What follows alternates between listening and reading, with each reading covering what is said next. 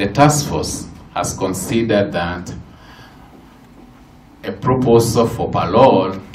would be an ideal way of rendering that discretion, where then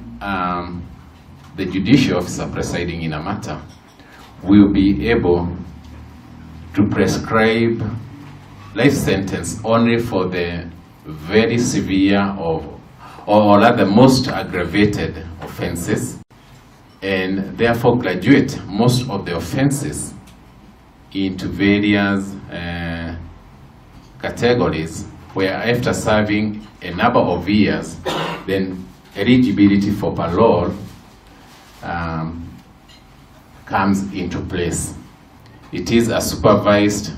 release, whereby the offender, the prisoner, continues to serve the remaining part of his sentence in community under supervision. And the parolee therefore must agree to certain conditions and remains under the control of a supervision authority.